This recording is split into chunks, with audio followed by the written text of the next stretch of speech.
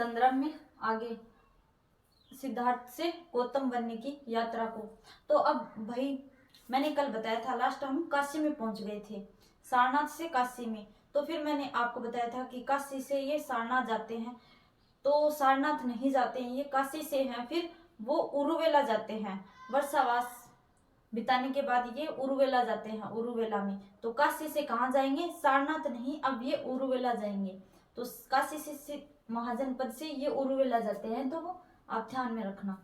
अब देखो उरुवेला, भद्र नामक व्यक्ति 30 लोगों के साथ महात्मा बुद्ध की शिष्यता स्वीकार करता है। यहाँ जब ये उरुवेला जाते हैं तो यहाँ पर भद्र नामक एक व्यक्ति होता है, वो 30 व्यक्तियों के 30 अन्य लोगों के साथ है वो महात्मा बुद्ध की शिष्यता ग्रहण करते हैं। शुरुआत में जो उरुवेला में ही इन्होंने यहाँ पर 5 ब्राह्मण मित्रों के साथ 6 साल है वो तपस्या की थी उरुवेला में शुरुआत में। अब फिर ये काशी से फिर आते हैं, तो यहाँ पर एक भद्र नामक व्यक्ति है, वो 30 व्यक्तियों के साथ है वो महात्मा बुद्ध की शिष्यता स्वीकार करता है। इन 30 लोगों को क्या कहते हैं, भद्र वर्गीय नाम से जाना जाता है। तो ये बात ध्यान में रखना। उरुवेला में 3 ब्राह्मणों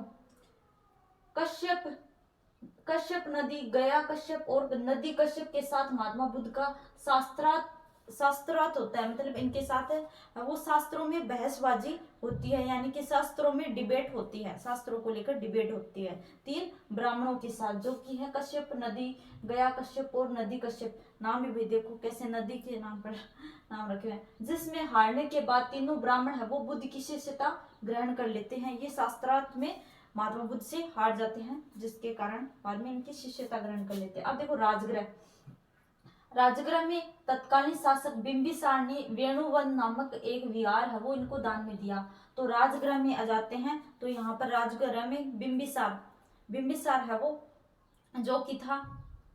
जो बिंबिसार है वो वेणुन नामक है वो वेणुवन नामक एक विहार है वो इनको दान में देता है।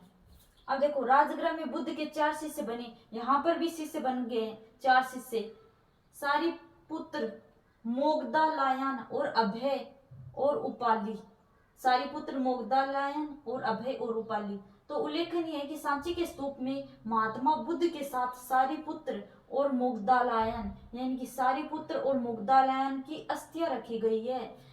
ऐसा माना जाता है कि सांची का जो स्तूप है उसमें महात्मा बुद्ध की अस्थियों के साथ साथ जो मोगदालायन और जो ये है सारिपुत्र, इन दोनों की भी अस्थियां रखी गई हैं, जो कि थे महात्मा बुद्ध के शिष्य बने थे राजगृह में। यहीं पर है वो बुद्ध के 4 शिष्य बनते हैं, मोगदायालन और सारिपुत्र, उपाली और अभय। तो इन 2 की है वो अस्थियां है, कहते हैं कि महात्मा बुद्ध के साथ रखी गई है। तो देखो कितना गौरव हो रहा होगा इनको महात्मा बुद्ध जी के साथ में। इसके बाद महात्मा बुद्ध कपिलवस्तु जाते हैं और अपने परिवार को शिक्षा प्रदान करते हैं। इसके बाद है वो राजगृह के बाद ये है वो कपिलवस्तु जाते हैं, राजगृह के बाद ये वापस है वो कपिलवस्तु जाते हैं, वहां पर अपने परिवार को शिक्षा देते हैं। कपिलवस्तु में देखो, कपिलवस्तु से पुनः अब ये कपिलवस्तु से जब लौट रहे हैं तो कपिलवस्तु से पुनः परिवार को शिक्षा देने के बाद पुनः राजगृह के दौरान अनुपीय उद्यान में आनंद नामक एक व्यक्ति इनकी शिष्यता स्वीकार करता है, जो कि आगे चलकर है वो बुद्ध के प्रिय शिष्य के रूप में विख्यात होता है। तो कपिलवस्तु से में है वो अपने परिवार को शिक्षा देते हैं, राजगृह से कपिलवस्तु जाते हैं, अपने परिवार को शिक्षा देने। फिर कपिलवस्तु से लौटते वक्त है वो राजगृह से मैंने बता दिया ये कपिलवस्तु जाते अपने परिवार को शिक्षा देने है वो। फिर है वो कपिलवस्तु से लौटते वक्त है वो देखो कपिलवस्तु से पुनः राजगृह के दौरान इनको एक आनंद नामे के व्यक्ति मिलता है, जो कि इनकी है वो शिष्यता है वो स्वीकार करता है, और जो कि आगे चलकर है वो जब महापरिनिर्वाण होगा अंतिम समय तक ये महात्मा बुद्ध के साथ रहेगा, तो ये प्रिय शिष्य के रूप में आगे चलकर है वो विख्यात होता है। कौन? जो आनंद है वो। तो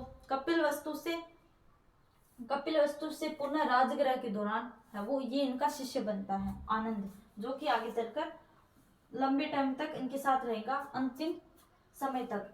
राजगृह के बाद पुनः वैशाली जाते हैं और वैशाली की जनता द्वारा कुट्टागारशाला नामक विहार दान में दिया जाता है। अब देखो भाई, अब राजगृह देखो, कपिल वस्तु से राजगृह गए, राजगृह में कौन शिष्य बना, जो अनुपीय उद्यान है वहां पर, जहाँ पर इन्होंने बाल मुंडवाए थे अपने अनुपीय उद्यान में, वहीं पर इनको आनंद मिल जाता है, वो स्वीकार करता है इनकी शिष्यता। अब देखो राजगृह के बाद है वो, राजगृह के बाद पुनः है वो वैशाली जाते हैं, और वैशाली में की जो जनता है वो इनको कुटारगाशाला नामक एक विहार है वो ध्यान में देती है। वैशाली में अपने प्रिय शिष्य आनंद के कहने पर पहली बार महिलाओं को भी बौद्ध संघ में शामिल होने की अनुमति प्रदान करते हैं, जो कि है ज्ञान प्राप्ति के लगभग 8वें वर्ष में। अब देखो वैशाली में है वो आनंद, प्रिय शिष्य आनंद के कहने पर ये है वो पहली बार महिलाओं को है वो बौद्ध संघ में शामिल होने की है वो अनुमति प्रदान करते हैं। संघ बनाया गया था जहां बौद्ध भिक्षु रहते थे। वैशाली में अपने प्रिय शिष्य आनंद के कहने पर पहली बार महिलाओं को भी बौद्ध संघ में शामिल होने की अनुमति प्रदान करते हैं ज्ञान प्राप्ति के लगभग 8वें वर्ष में, जब ज्ञान प्राप्त हो जाता है। तो यहाँ पर ध्यान में रखना, जब इन्होंने गृह त्याग किया था तब इनकी आयु 29 वर्ष थी, और जब इनको ज्ञान प्राप्त हुआ तो इनकी आयु है वो 29 से देख लो 6 वर्ष तक इन्होंने तपस्या की थी, तो यानी कि इनकी आयु है वो 36 वर्ष हो गई थी। 36 वर्ष की आयु में इनको ज्ञान की प्राप्ति हुई थी। और फिर 8वें वर्ष यानी कि 44वें वर्ष यानी कि 44 साल की एज में इन्होंने है वो फिर महिलाओं को भी बौद्ध संघ में शामिल होने की अनुमति प्रदान कर दी थी आनंद के कहने पर। तो बौद्ध संघ में शामिल होने वाली पहली महिला कौन थी, तो इनकी मौसी थी गौतमी प्रजापति। तो मैंने बताया था पिछली क्लास में, बताया था कि बौद्ध संघ में शामिल होने वाली पहली महिला कौन थी, गौतमी प्रजापति, जो कि इनकी मौसी थी।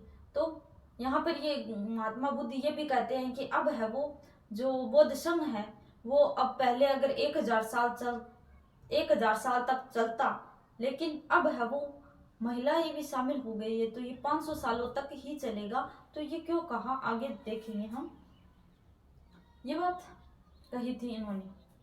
अब देखो कौशाम्बी में वैशाली के बाद महात्मा बुद्ध कौशाम्बी जाते हैं। इसके बीच में भी है वो बहुत सारे लोग हैं वो इनको जो विहार वगैरह है वो दान में देते हैं। एक लड़की थी जिसने वो इनको जो विहार है वो दान में दिया था बीच में। लेकिन इम्पोर्टेंट बातें हैं वो जो क्रम वाइज है मैं सारी बता रही हूँ आपको फुल डिटेल के साथ, इतनी बातें हैं वो आपको कोई नहीं बताएगा, तो मैं पूरा लेके चल रही हूँ, एक भी पॉइंट मिस नहीं कर रही हूँ। वैशाली के बाद महात्मा बुद्ध कौशाम्बी जाते हैं। कौशाम्बी, इसी समय कौशाम्बी के शासक थे एक उदयन ने बौद्ध भिक्षु पिंडोला के प्रभाव में आकर बौद्ध धर्म स्वीकार कर लेते हैं तथा गोसिताराम नामक एक विहार है वो दान में देते हैं। अब देखो वैशाली में है वो महात्मा बुद्ध है वो वैशाली के बाद है वो जाते हैं कौशाम्बी। वैशाली के बाद कौशाम्बी जाते हैं। यहाँ पर है वो उदय नामक एक राजा होता है, तो वो भी जो महात्मा बुद्ध का शिष्य था पिंडोला के प्रभाव में आकर उदयन भी है वो महात्मा बुद्ध की शिष्यता स्वीकार करता है और उनको गोसिता राम नामक एक है वो विहार दान में देता है। तो ये बात हुई कौशाम्बी की। कौशाम्बी में उदयन ने स्वीकार की थी शिष्यता और पिंडोला के प्रभाव में आकर, ये भिक्षु था पिंडोला, इसके प्रभाव में आकर कर ली थी। गोसिता नामक विहार दान में दिया था फिर उदयन ने। इसके बाद बुद्ध पुनः वैशाली जाते हैं। देखो यहाँ पर कौशाम्बी में आने के बाद ये पुनः एक बार वैशाली जाते हैं, वैशाली की तरफ लौटते हैं। कौशाम्बी की बात करूँ यहाँ पर। इसके बाद बुद्ध पुनः यानी कि कौशाम्बी में है ना, अब पुनः वो वैशाली जाएंगे तथा इनकी भेंट है वो अंगुलीमाल से होती है तथा महात्मा बुद्ध से प्रभावित होकर है वो बुद्ध की शिष्यता स्वीकार कर लेते हैं। अब देखो कौशाम्बी के बाद ये पुनः है वो वैशाली जाते हैं। कौशाम्बी के बाद है वो पुनः वैशाली जाते हैं। ये जब जाते हैं नगर में तो नगर सुनसान पड़ा रहता है। सुबह ये है वो भिक्षा मांगने जाते हैं तो वहां पर है वो नगर पूरा सुनसान था। तब ये जाते हैं तो वो सारे है वो नगरवासी है वो उन्होंने अपने घरों के दरवाजे बंद कर रखे थे। तो एक व्यक्ति बोलता है इनको कि सन्यासी बाबा कुछ भी बोलते, तो वो बोलते हैं कि महात्मा बुद्ध कि आप है वो अंदर आ जाइए, बाहर मत फिरे, क्योंकि यहाँ पर एक राक्षस का आतंक है, जिसके कारण है वो सारे लोग भयभीत थे, घरों से बाहर नहीं निकलते थे। लेकिन बुद्ध है वो अपना चलते जाते हैं आगे। है वो जब जंगल में जाते हैं तो उनको अंगुलीमाल मिलता है। ये अंगुलीमाल कौन था भाई? ये राक्षस था। आपने पहले अगर कहानी सुनी होगी तो आपको पता होगा, अगर नहीं सुनी तो सुन लीजिए अब।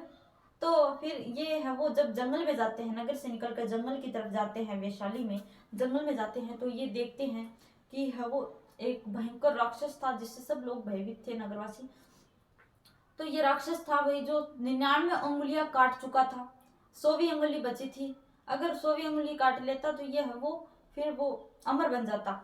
तो ये है वो अंगुलीमाल से इनका सामना होता है। तो अंगुलीमाल जब इनके सामने आता है तो सब अंगुलीमाल को देखकर ये बिल्कुल भी भयभीत नहीं होता है। तो वो राक्षस सोचता है कि यार सब लोग मुझसे है वो भयभीत रहते हैं, इतने डरे हो, लेकिन ये सन्यासी है वो क्यों नहीं डरा मेरे से, क्या कारण है इसके पीछे? तो अंगुलीमाल है वो महात्मा बुद्ध और अंगुलीमाल का सामना होता है। तो महात्मा बुद्ध है वो अंगुलीमाल को है वो इग्नोर करके निकल जाते हैं, उसके नजदीक से निकल जाते हैं। तो वो सोचते हैं कि यार ये मेरे से डरा क्यों नहीं, ये सन्यासी मुझे इग्नोर करके निकल गया। तो वो है वो उनको आवाज देता है कि रुको सन्यासी, 2-3 बार आवाज देता है। तब महात्मा बुद्ध रुकते हैं और कहते हैं, जब अंगुलीमाल उनसे पूछता है कि आप मेरे से बिल्कुल भी डरे क्यों नहीं, आपको मेरे से भय नहीं लगता, आपको मेरे से डर नहीं लगता? तो महात्मा बुद्ध कहते हैं कि नहीं, आप भी एक मनुष्य हो। मतलब उन्होंने अपनी अच्छी अच्छी बातें कही। तो जो अंगुलीमाल था उसका हृदय परिवर्तन हो गया कि आपको डर नहीं लगता मेरे से? कि बिल्कुल भी नहीं, आप भी तो एक इंसान ही हो, क्योंकि सारे नगरवासी मुझसे डरते हैं। मैं है वो 100वीं अंगुली अब काटने वाला हूँ, 99 काट चुका हूँ, तो आपकी बारी है अब। लेकिन महात्मा बुद्ध के उपदेशों को सुनकर इतना अंगुलीमाल प्रभावित होता है कि उनके चरणों में गिर जाता है। बहुत सारी बातें कहते हैं महात्मा बुद्ध। अंगुलीमाल और महात्मा बुद्ध के बीच में बहुत सारी बातें होती है। तो महात्मा बुद्ध कहते हैं, वो जो शिष्य था है उनकी स्वीकार कर लेता है, और फिर वो उनको नगर में ले जाता है, जो अंगुलीमाल को है वो नगर में ले जाता है। तो अंगुलीमाल के ऊपर है वो सभी लोग पहले तो उससे डरते थे, लेकिन फिर है वो महात्मा बुद्ध ने जब साथ जाते हैं तो बिल्कुल नहीं। और जो नगरवासी उस पर फिर अंगुलीमाल पर हमला करते हैं नगरवासी। तो जो अंगुलीमाल बोलता है कि आज मुझे बिल्कुल भी पीड़ा नहीं हो रही, क्योंकि आज मैंने वो सत्य को स्वीकार कर लिया है, मैं सत्य के मार्ग पर चल पड़ा हूँ। अब मुझे वो बिल्कुल भी पीड़ा सता नहीं रही है, कि मुझे ऐसा नहीं लग रहा है कि मुझे है वो किसी ने जख्मी किया है या फिर मारा है। तो महात्मा बुद्ध है वो कि वो शिष्यता स्वीकार कर लेता है और एक अच्छा इंसान बन जाता है। तो ये थी अंगुलीमाल और महात्मा बुद्ध की कहानी, जो बहुत बार आपने सुनी होगी, अगर नहीं सुनी तो सुन ली आज। तो यहाँ तक था अंगुलीमाल कौशाम्बी में। कौशाम्बी के बाद ये वैशाली जाते हैं, वैशाली में अंगुलीमाल मिलता है। तो अब नेक्स्ट वीडियो में जो हम देखेंगे वो आगे जाएंगे पावा, और पावा के बाद वहां पर है वो महापरिनिर्वाण होगा, और जितनी भी इनकी वो जो बौद्ध संगीतियाँ है वो देखेंगे। तो कल नेक्स्ट जो वीडियो होगा हमारा उसमें है वो महात्मा बुद्ध जी का है वो गौतम से सिद्धार्थ से गौतम बनने का सफर है वो समाप्त हो जाएगा। तो चलते हैं, तो मिलते हैं कल नेक्स्ट क्लास में। तब तक के लिए बाय बाय, जय हिंद।